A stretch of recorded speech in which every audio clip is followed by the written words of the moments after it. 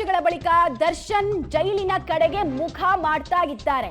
ಬರೋಬ್ಬರಿ 13 ವರ್ಷಗಳ ನಂತರ ಕೆಲ ಆರೋಪಿಗಳು ಬೇರೆ ಜೈಲಿಗೆ ಶಿಫ್ಟ್ ಆಗೋದ್ರ ಬಗ್ಗೆ ಕೂಡ ಒಂದು ಅಪ್ಡೇಟ್ ಲಭ್ಯ ಆಗ್ತಾ ಇದೆ.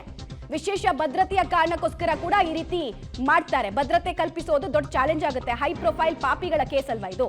ಹೀಗಾಗಿ ಒಟ್ಟಿಗೆ ಇದ್ರೆ ತೊಂದರೆ ಆಗುತ್ತೆ ಅನ್ನೋ ಸಾಧ್ಯತೆ, ಒಟ್ಟಿಗೆ ಇದ್ರೆ ಗಲಾಟೆ ಆಗುತ್ತೆ, ಒಟ್ಟಿಗೆ ಇದ್ರೆ ವೈಮನಸ್ಸು ಇನ್ನಷ್ಟು ಬೆಳೆಯುತ್ತೆ.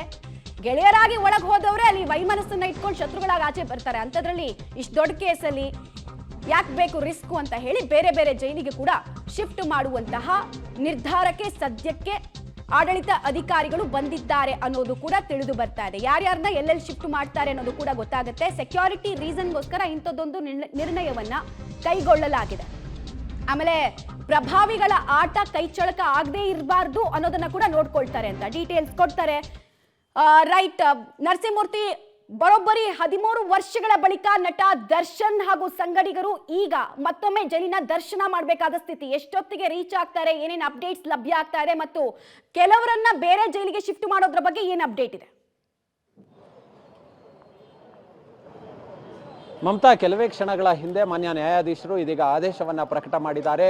ಜುಲೈ 4ರವರೆಗೆ ಅಂದರೆ 14 ದಿನಗಳ ಕಾಲ ನ್ಯಾಯಾಂಗ ಬಂಧನಕ್ಕೆ ಆದೇಶವನ್ನು ನೀಡಿ ಇದೀಗ ಮಾನ್ಯ ನ್ಯಾಯಾಧೀಶರು ಆದೇಶವನ್ನು ನೀಡಿದ್ದಾರೆ. A2 ಆರೋಪಿ ದರ್ಶನ್, A9 ಆರೋಪಿ ಧನ್ರಾಜ್, A10 ಆರೋಪಿ ವಿನಯ್ ಹಾಗೂ A14 ಆರೋಪಿ ಪ್ರದೋಷ್ಗೆ ಇದೀಗ ನ್ಯಾಯಾಂಗ ಬಂಧನವನ್ನು ವಿಧಿಸಲಾಗಿದೆ. ಅದು ಜುಲೈ 4ನೇ ತಾರೀಕಿನವರೆಗೆ, ಅಲ್ಲಿಗೆ 14 ದಿನಗಳು.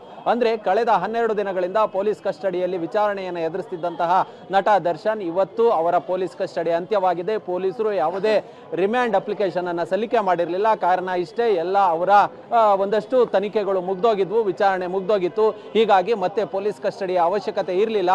ಹೀಗಾಗಿ ರಿಮ್ಯಾಂಡ್ ಅಪ್ಲಿಕೇಶನ್ ಅನ್ನು ಸಲ್ಲಿಸಿರಲಿಲ್ಲ. ದರ್ಶನ್ ಮತ್ತೆ ಇತರ ಮೂವರನ್ನ ಹಾಜರುಪಡಿಸಿದಂತಹ ಕೆಲವೇ ನಿಮಿಷಗಳಲ್ಲಿ ಮಾನ್ಯ ನ್ಯಾಯಾಧೀಶರು ಇದೀಗ ಆದೇಶವನ್ನು ಪ್ರಕಟ ಮಾಡಿದ್ದಾರೆ. 14 ದಿನಗಳ ಕಾಲ ನ್ಯಾಯಾಂಗ ಬಂಧನಕ್ಕೆ ಒಪ್ಪಿಸಲಾಗಿದೆ. ಪ್ರಮುಖ ವಿಚಾರ, ಇಲ್ಲಿ ಪೊಲೀಸರು ನ್ಯಾಯಾಧೀಶರಿಗೆ ಒಂದು ಮನವಿಯನ್ನ ಮಾಡಿಕೊಂಡಿದ್ದಾರೆ.